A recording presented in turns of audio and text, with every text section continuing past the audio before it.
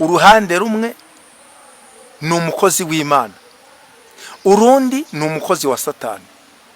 Nukuri umuntu wese wubaha Imana, umuntu wese wemera kuyoborwa n'umwuka w'Imana, nkuko nawe uyu munsi hari biguteye ubwoba, hari biguteye guhangayika, ariko nzanye ijambo rikuvuga ngo humura. Iyavuganye nawe ikurindanye n'ijambo ryayo, iyavuganye nawe ngo nzagutabara ifite umugambi wo kugutabara.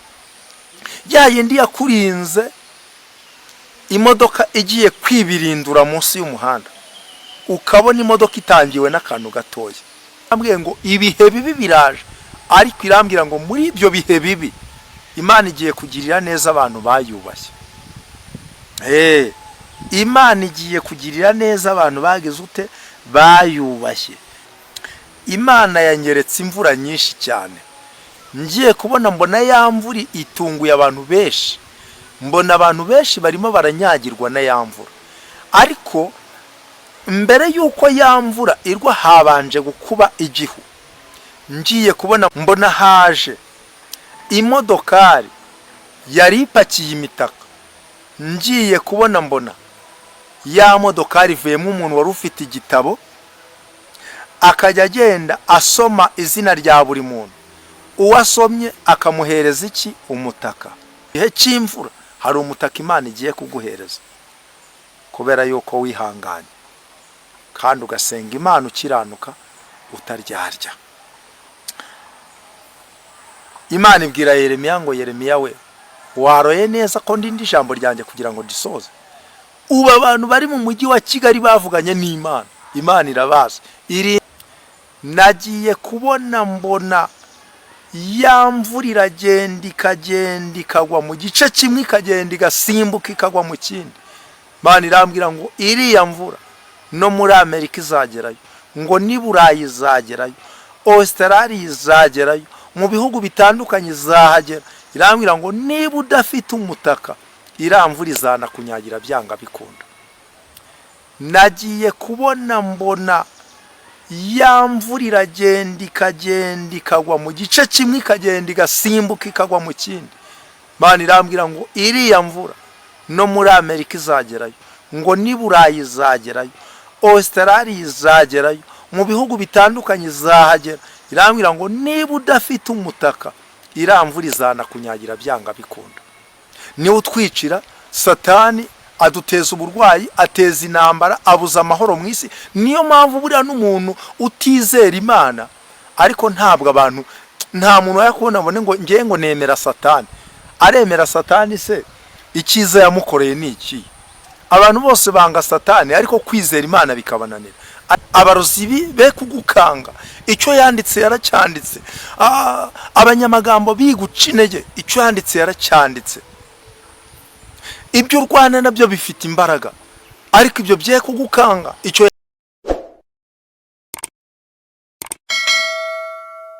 bashuhuje. Ni mwene so Munyarubuga Vedaste, umuvugabutumwa, umuhanuzi w'Imana nkuko data wo mu ijuru yabishatse. Reka rero twifuriza amahoro abakunzi bacu bari mu Rwanda, twifuriza amahoro abakunzi bacu bari mu bindi bihugu bitandukanye tutarondora.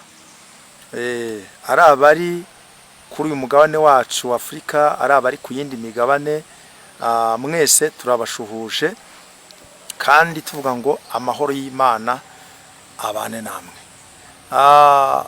Ndabizi neza yuko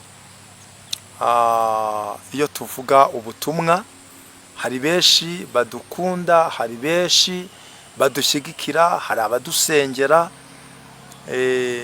hari abadusayidira aho tugiye kunanirwa. Mwese tubasabiye umugisha w'Imana, kandi mureke mbabwire, umugisha dusabira abantu b'Imana jya nkunda kubivuga, ni ukuri.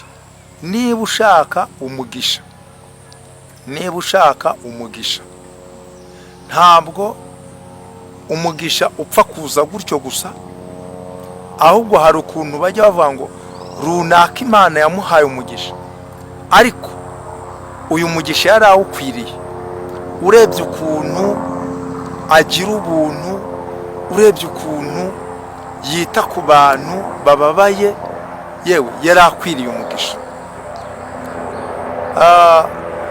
hari aho Pawulo yagiye ashimira abantu mu ivugabutumwa rye, akabashimira ko bamufashije. Hari n'aho yageze ashimira abantu bamwe, bashimira yuko bamukeneye muri byose.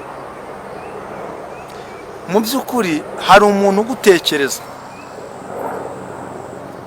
akavuga ati ariko uriya mukozi w'Imana aradufasha, ukumva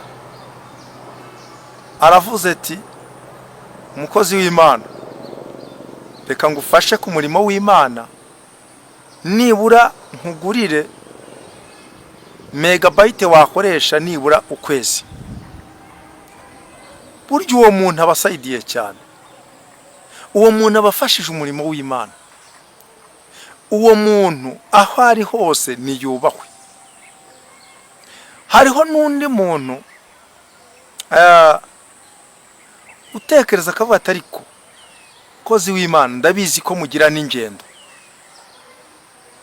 reka nibura nkusayidire, nuba uri mu rugendo ujya ku murimo w'Imana uzagure fanta mu nzira. Abantu nkamwe Imana ijya ibaha umugisha. Hari n'undi muntu utekereza akavuga ati mukozi w'Imana, turabizi yuko mutabona umwanya wo gukora ibyanyu, muba mwibereye mu murimo w'Imana, ariko umuryango nawo ukeneye agasukari. Ati reka mwohereze ikiro cy'isukari n'umutima ukunze. Abantu nkamwe nimwubahwe imbere y'Imana. Manje senga isengesho rivuga ngo uku kwezi kwa kane Imana ibaha ikimenyetso cy'ibyiza. Mana data wa twese uri mu ijuru, umugaragu wawe watoranyijwe nawe, njyewe nta ruhare nabigizemo kuko ibindimo ntabwo nari nzi yuko nzabibamo, ariko wowe urebye ubona yuko nzagukorera. Son père voshi se fondrer Rebeka wasikaya, ubona yuko nzagukorera, uramamagara unshyira mu murimo wawe, umpa amagambo yo kubwira ubwoko bwawe, ungira umuhanuzi uhanurira amahanga. Ndagushimye kuko wangiriye icyizere ukangabira umurimo wawe, nubwo nari umunyabyaha ntabwo witaye ku bubi bwanjye, ahubwo wangiriye impuhwe Mana. Ndagushimira imbabazi wangiriye, ndagushimira urukundo rwawe, ndagushimira son pelevo shise fondre. Jambo ryawe riratubwira ngo kwibuka umukiranutsi kuzana umugisha. Hari abantu batwibuka dukora umurimo wawe, hari abantu badufata amaboko Mana, hari abantu badusengera, hari abantu badusigasiga, hari abantu babona tunaniwe bakadusindasinda, mbese bakadukomeza, kandi urugendo rwacu rugakomeza, tukabona duteye intambwe.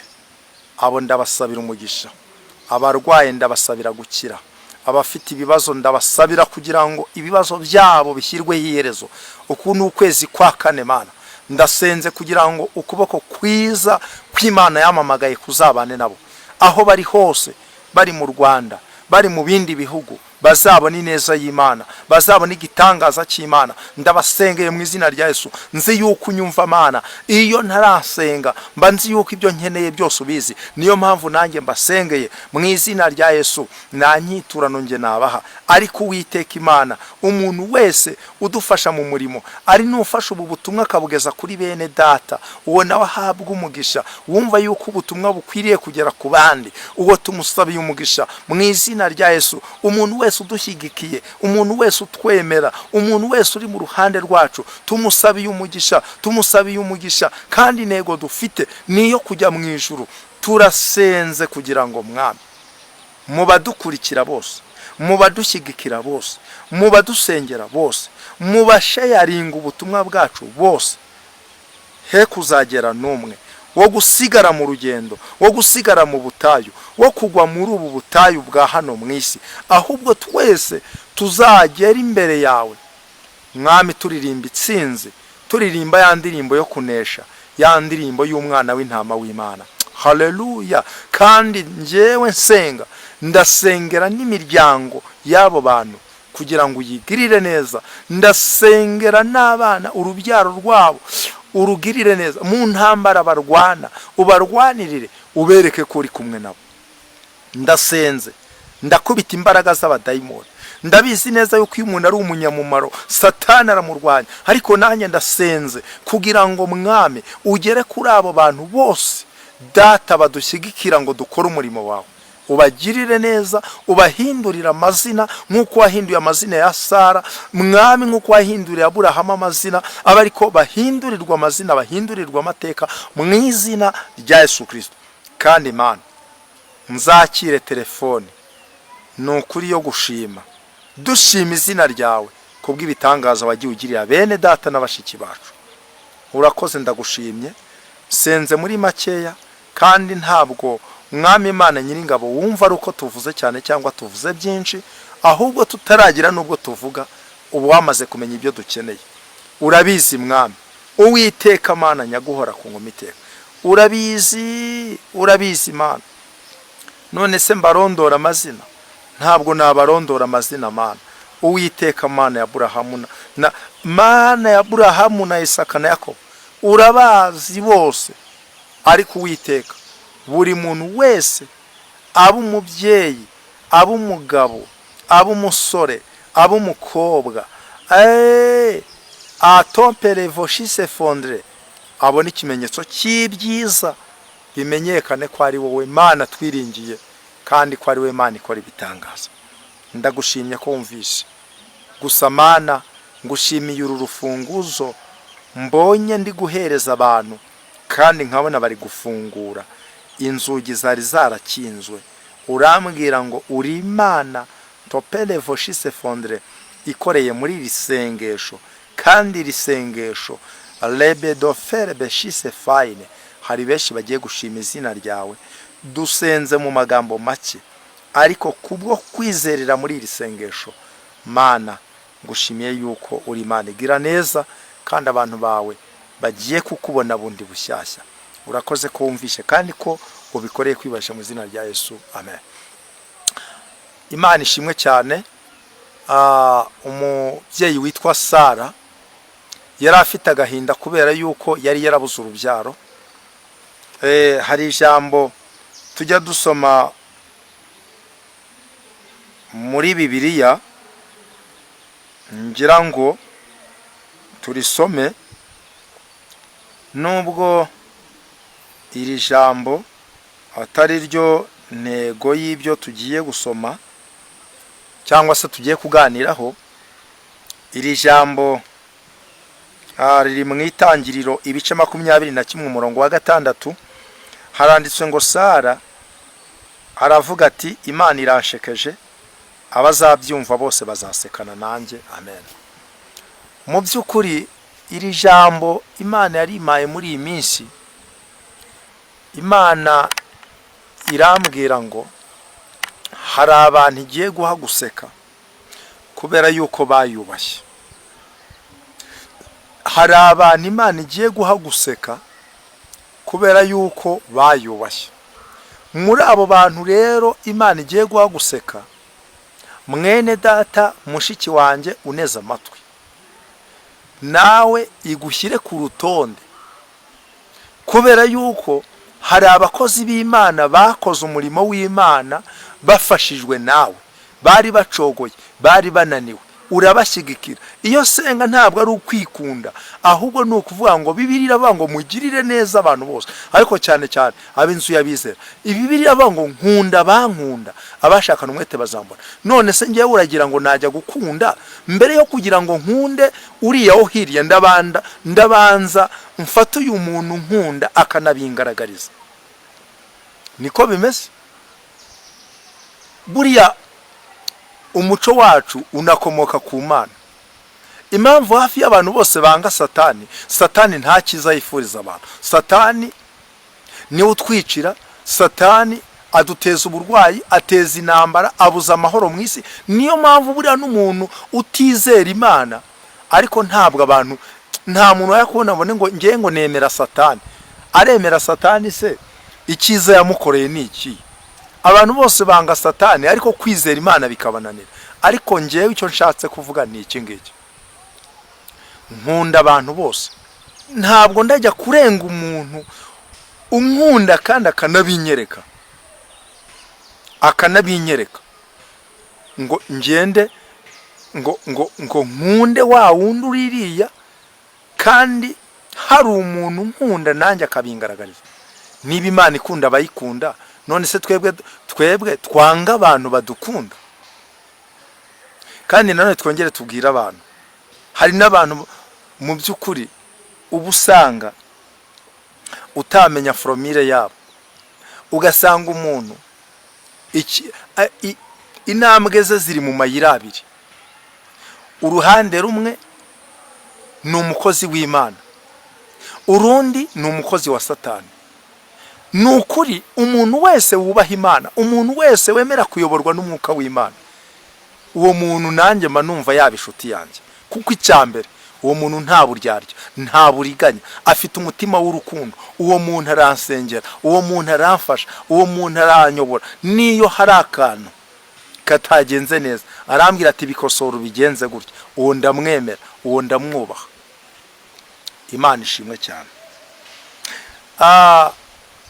Uyu Sara yarababaye, ariko Sara araseka, aravuga ati Imana iranshekeje, kandi n'abantu bazabyumva bazasekana nanjye. Mwene data, Imana iguhe guseka, kandi iguhe gusekana n'inshuti zawe, iguhe gusekana n'abawe bose. Twihuse turisomera ijambo ry'Imana Imana yampaye mu gitabo cy'umuhanuzi Yeremiya. Igitabo cy'umuhanuzi Yeremiya, igice cyaho cya mbere, umurongo wa 11 n'uwa 12. Haranditswe ngo ijambo ry'Uwiteka rinzaho riti, Yeremiya we uruziki? Maze ndavuga ni nduzi inkoni y'umurinzi.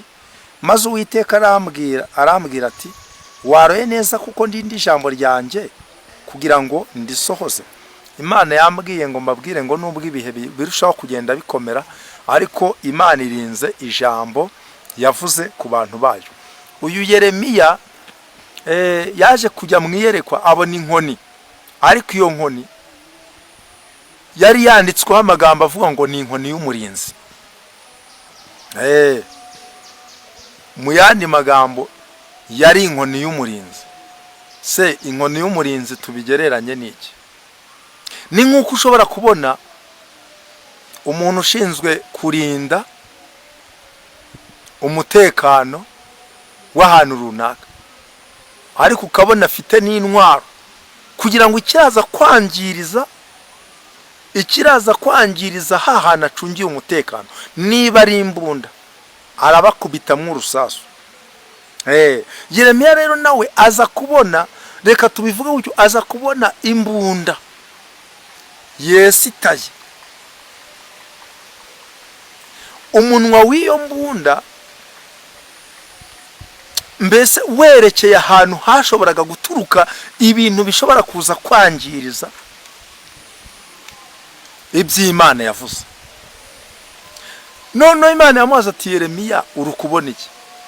Aravuga ati, ndabona imbunda yesitaye neza, ifite umunwa werekeye aha n'aha. Imana yamubwira ati, ubwoba ufite n'ubwiki? Iyi nzira siyo abanzi banyu baturukamo. Genda ubwire abantu baryame basinzire, ubabwire yuko ton pied levoshi se fondre Adonai, ndi Imana irindi jambo ryayo, kandi nkarinda n'uwo narivuzeho kugeza iryo jambo risohoye. Birashoboka ko Yeremiya nawe hari ibyari bimuteye ubwoba, nk'uko nawe uyu munsi hari biguteye ubwoba, hari ibiguteye guhangayika. Ariko nzanye ijambo rikuvuga ngo humura. Iyavuganye nawe ikurindanye n'ijambo ryayo. Iyavuganye nawe ngo nzagutabara, ifite umugambi wo kugutabara. Ya yindi yakurinze imodoka igiye kwibirindura munsi y'umuhanda, ukabona imodoka itangiwe n'akantu gatoya, iyo niyivuganye nawe ngo burya yakurinze kwicwa n'iramanuka kubera umugambi yari gufiteho.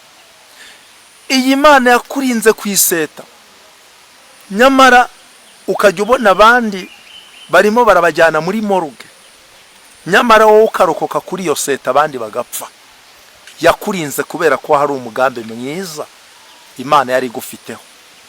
Iyakurindiye muri ubwo bukene, Satani akajya kubwira ngo jya guca ibisheke by'abandi, jya gukura imyumbati y'abandi, ukavuga ati nzapfa kigabo. Ahubwo ugasenga Imana, wajya kumwara ukabona Imana izanye manu ukabona urariye. Iyo ngiyi ikakubwira ngo nzakugaburira uzarya uhage, niyo yongeye kuvugana nawe ngo humura. Ibihe bikomere cyangwa byoro, inzara itere, ubutumwa afite buri kuvuga ngo inzara igiye kuba nyinshi mu gihugu, ariko Imana izakugaburira uzarya uhage. Abandi bazicwa n'inzara, ariko Imana izagutunga, izaguha ibyo kurya kandi ugaburire n'abandi. Ya Mana yakurinze igikombe cy'uburozi, ntubizi, ikakurinda kurya uburozi, we wari waraburiye ariko uraburuka. Buri Imana ikora ibitangaza. Mwana wanjye bigeze bamuroga, tubona ibintu birakomeye, baramuroga tubona birakomeye. Dufata umwanya wo gusenga, turasenga kugeza Imana yavuze ngo ndamukijije. Umwana aragenda ajya muri toyi, bya bindi byose abiroha muri toyi. Umwana arakira, yari yarasogobeye, tubona rwose ibyo bibaye ibindi. Kuva icyo gihe umwana agira ubuzima. Buri Imana igenda ikora ibitangaza. Ufite umwana muto nawe baramuroga, turavuza biranga. Umwana yahoraga n'ubundi abyiringira amaso garacitse ibisebe. Turibaza duti ibi bintu ni ibiki, ibi bintu bizagenda bite? Dufata amasengesho, je n'umudamu turasenga. Ngiye kubona mbona turi gusenga, mwiyereko mbona umuntu azanye umuti arawumuhaye. Nukuri yakishijwe nayo masengesho, nta n'umuti yanyweye, ni marayika w'Imana wamukishije. Ubu tugenda tubabwira Imana, si muragira ngo tuzababwire nde? Muragira ngo tuzababwire ba data wacu? Ba data wacu se nitwari dupfuye kandi tubafite? Tuzababwire ba marume se? Tuzababwire nabande tubabwire imiryango, turondore duhere kuri bande nabande? Abo bose se nitwari dupfuye bahari, ariko twarengewe n'Imana. Cyagiye wari upfuye se warengewe nande? Ni so wanyu wakurengeye se? Ngende gira mbabwire ngo ubu njya nkunda kubifuza.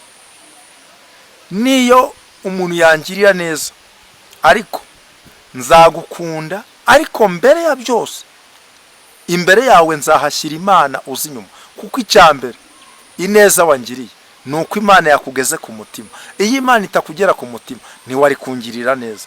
Nzakunda Imana nawe ngukunde, nkubahire ineza wangiriye, ariko mbere na mbere Imana. Hari umubyeyi umwe njya nkunda cyane, ujya ukunda kwandika ijambo akavuga ngo mbere ngo mbere na mbere Imana.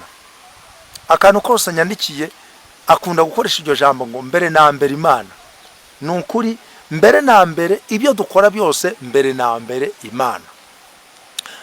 Imana ishimwe cyane. Turi mu bihe bikomeye, ibihe by'imisi y'imperuka.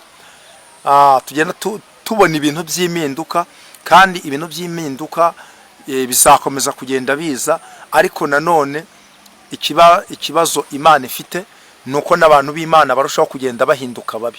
Ugasanga umuntu yari original, ariko ugasanga aragenda aba pirate. Umuntu ukaba wamubonaga nk'inyangamugayo, nk'umuhanuzi w'inyangamugayo, ejo wabaza amakuru ye ukumva n'ubundi yabaye nk'abandi. Ugasanga umuntu yari umukozi w'Imana, wabaza amakuru ye ugasanga amaso abafilisitiya barayanogoye, bati rero baderira n'ubundi yishinze baderira, none amaso barayanogoye. Ubu dufite abahanuzi b'abasambanyi, tukagira abaririmbyi b'abasambanyi, dufite abapasiteri n'abashumba b'abasambanyi, kandi mu madini atandukanye. Imana idufashe, nukuri iduhe kuba abantu batandukanye n'abandi. Njya nkunda kubwira abantu ngo niba uri kugenda mu kivunge, ubu ngubu turajya mu ijuru, ariko ni ikivunge. Iryo juru ujyamo jya ubanza utekereze, ujye ubanza ugira ute, ujye ubanza utekereze, kubera yuko ibintu byose wakora ukabikora udatekereje, uzajya kubona ubone uguye muri ambushi, kandi iyi ambushi kuyikuramo bizakugora. Imana itugirire neza cyane. Turashimira Imana idukunda, turashimira Imana iduhora hafi, turashimira Imana n'ubundi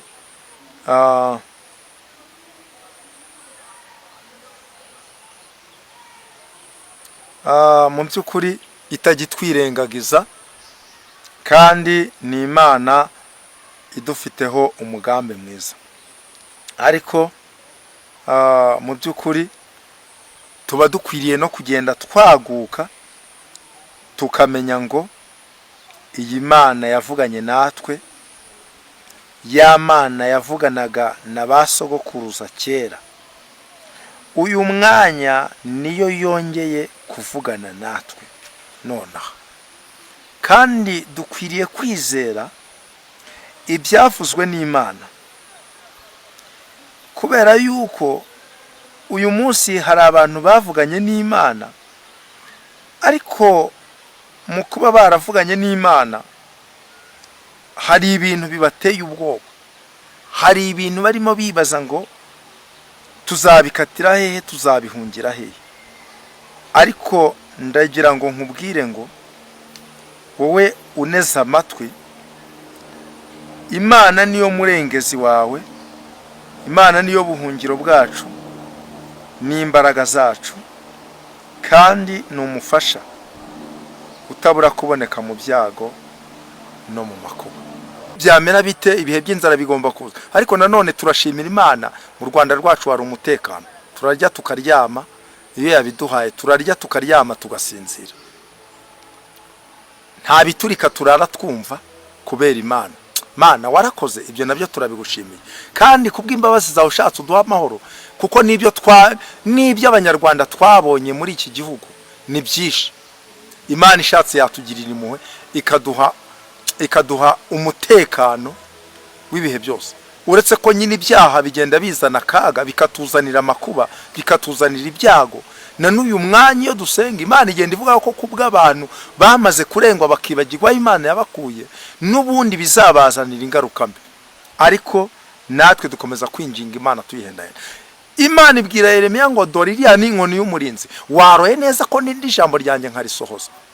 Kugeza risohoye, iyavuganye nawe izasohoza ibyo yavuganye nawe. Yakubwiye yuko uzacuruza, uzacuruza, igihe nikigera uzarya, igihe nikigera uzakora, igihe nikigera uzicara ku ntebe yawe Imana yagusezeranyije. Kandi umuntu w'umunyamasezerano ahura n'ibintu byinshi bimuca intege. Ndaguha urugero, Yosefu yari afite isezerano ry'Imana, ariko bene se baramubwira bati, bakajya bamubwira bati n'ubundi ibyo uvuga tuzareba. Bigera naho se Yakobo avuga ati genda ujye kureba abakuru bawe urebe uko bameze. Bakimubona, aho kwishimira ko babonye muri umuna wabo, baravuga ngo dore nguwo karosi yaje. Baravuga bati reka tumwice turebe bya bindi yavuze aho bizanyura. Ariko uwo mugambi ntabwo bawugezeho, kubera ko inkoni y'umurinzi yari iri kuri Yosefu. Ubu hari ibintu byinshi byakagombye kutwica, ariko bigasanga inkoni y'umurinzi turiho. Ariko Mana ndafashijwe. Niba waravuganye n'Imana ukabuzi yuko utagiye kure y'Imana, utagiye gushurashura mu bagore cyangwa abakobwa b'iki gihe b'indaya, utagiye gushurashura mu bagabo b'ibigoryi, ndagira ngo nkubwire ngo inkoni y'umurinzi. Ariko Mana, narebye Perezida wa Repubulika ntago namubonyeho. Hari aho merutse kujya yagiye muri ako gace, ariko ndeba umutekano uba uri mu muhanda, ku buryo nta kintu gishobora kuza guhubanganya umutekano muri uwo muhanda n'umundi perezida agiye kunyuramo. Nabyo makura ikindi cyigisho. Ariko ndongera ndavuga ngo uku niko umuntu w'Imana nawe abarinzwe n'ingabo z'ijuru. Uko utapfa guhubanganya umutekano w'umukuru w'igihugu, kubera uburinzi buba bumuriho. Ni nako umuntu w'Imana utapfa kumuhubanganya uko ushaka. Niyo mpamvu n'uyu mwanya Imana yarambwiye ngo ibihe bibi biraje, ariko irambwira ngo muri ibyo bihe bibi Imana igiye kugirira neza abantu bayubashye. Imana igiye kugirira neza abantu bagize ute, bayubashye. Niyo mpamvu niba dusoma ijambo ry'Imana neza, iyo tugeze muri iki gitabo cya Zaburi, hari amagambo tuhasoma. Zaburi y'ijana na 12,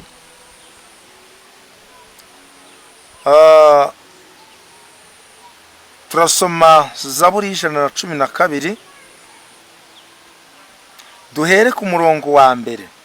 Haranditswe ngo hahirwa uwubaha Uwiteka akishimira cyane amategeko ye, urubyaro rw'uwo ruzagira amaboko mu isi.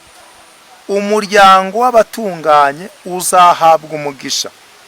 Ubutunzi n'ubukire biri mu rugo rwe, gukiranuka kwe guhoraho iteka ryose. Abatunganye umucyo ubavira mu mwijima, uvira ugira imbabazi n'ibambe agakiranuka. Ijambo naringambiriye ni ijambo rikuvuga ngo abatunganye umucyo ubavira mu mwijima. Muri bya bihe bibi abandi bari kuvuga ngo turapfuye, abatunganye umucyo w'Uwiteka urabarasira. Amina. Ngo abatunganye umucyo ubavira mu mwijima. Muri bya bihe by'inzara umucyo w'Uwiteka urabavira bakarya. Muri bya bihe by'ubushomeri umucyo w'Uwiteka urabavira, Imana igakemura ibibazo byabo. Hari wari kuvuga ngo baramusohora mu nzu, ahubwo akabona Imana imugiriye neza muri bya bihe. Abatunganye. Umuntu w'Imana arashinganye mwene data, ntabwo azanyeganyezwa n'ibibonetse byose. Niyo mpamvu mbwira abantu baneze amatwi bose, icyamubu butumwa ukagerageza kubusemurira n'umuntu utumva Ikinyarwanda, ariko muhuza ururimi. Hari abantu muhuza ururimi, mwumva ururimi kimwe, ariko ndagira ngo nkubwire ngo unabafashije wabasemurira mu rurimi muhuza, nabo bakumva icyo umwuka abwira amatorero. Imana yanyeretse imvura nyinshi cyane. Ngiye kubona mbona ya mvura itunguye abantu benshi. Mbona abantu benshi barimo baranyagirwa na ya mvura. Ariko mbere yuko ya mvura irwa habanje gukuba igihu. Ngiye kubona mbona haje imodokari yari ipakiye imitaka. Ngiye kubona mbona ya modokari ivuyemo umuntu wari ufite igitabo, akajya agenda asoma izina rya buri muntu. Uwasomye akamuhereza iki? Umutaka. Uwasomye akamuhereza iki? Umutaka. Uyu mureba ni umutaka. Nanjye nabonye nkuhabwa muri abo bantu bahawe umutaka. Ngiye kubona mbona abandi benshi. Ngiye kubona mbona imitaka irashize. Abandi bati none ko twebwe tutumvisha amazina yacu. Ngiye kumva numva wa muntu aravuze ngo abantu bari bagenewe imitaka nabo ngabo, abandi mwihangane nuko nguko byagenze. Mbona ya modoka wari uyitwaye aragiye. Ngiye kubona mbona akimara kugenda mbona ya mvura iraguye. Ngiye kubona mbona inyagiye abantu benshi. Ariko babantu bafite imitaka yabo, nta mvura yigeze ibahangara namba. Imana irambwira ngo bariya n'abakiranutsi, n'abantu bavuganye n'Imana, n'abantu Imana yahaye amasezerano, n'abantu bihanganiye ubutayu, n'abantu bategereje Imana, n'abantu barindiriye icyo umwami Imana yavuze. Abatunganya umucyo ubavira mu mwijima. Mu gihe cy'imvura hari umutaka Imana igiye kuguhereza, kubera yuko wihanganye kandi ugasenga Imana ukiranuka utaryarya. Imana ibwira Yeremiya ngo Yeremiya we, waroye neza ko ndindi ijambo ryanjye kugira ngo disoze. ubu abantu bari mu mujyi wa Kigali bavuganye n'Imana. Imana irabazi, irinze ijambo ryayo, ndetse nabo ubwabo bararinzwe. Abantu bari muri Amerika, ibingibi dufite abadiaspora bagiye bava mu Rwanda bakajya muri Amerika, abandi bakajya i Burayi, abandi bakajya Australia. Ndagira ngo mbabwire ngo nukuri aho waba uri hose, nagiye kubona mbona ya mvura iragenda ikagwa mu gice kimwe, ikagenda igasimbuka ikagwa mu kindi. Imana irambwira ngo iriya mvura no muri Amerika izagerayo, ngo ni Burayi izagerayo, Australia izagerayo, mu bihugu bitandukanye izahagera. Irambwira ngo niba udafite umutaka, iriya mvura izanakunyagira byanga bikunda. Abafite amatwi yumva nibumve iby'umwuka abwira amatorero. Turababwira ubutumwa, ariko intego nyamukuru tubabwira ngo mwihane, muhindukire, mukize ubugingo bwanyu. Kuko icyambere urihagararaho ngo ufite amafaranga, ariko njya nkunda kubwira abantu, ese amafaranga wari ukwiriye kuyiratana, cyangwa wagakwiriye kugira ubuntu ugatanga ukiratana imirimo myiza, kubera yuko hari abo wishyuriye mituweli, hari abakene wagaburiye, hari abatagira icyo kwambara wambitse, hari abo wafashije mu mibabaro yaho. Ibyo nibyo wagakwiriye kwirata. None se nkubaza ikibazo kimwe, uriratana amafaranga ngaho? Hari akantu merutse kubona umuntu ari kuvuga ati, none uriya muntu urimo yirata ngo arakomeye, tuzamenya ko akomeye umunsi uzaba wapfuye. Ngaho ya mafaranga cyangwa se izo mbaraga ufite zizagufate zigende zigushyingure? Oya, ndagira ngo nkubwire ngo ibyo ntibishoboka.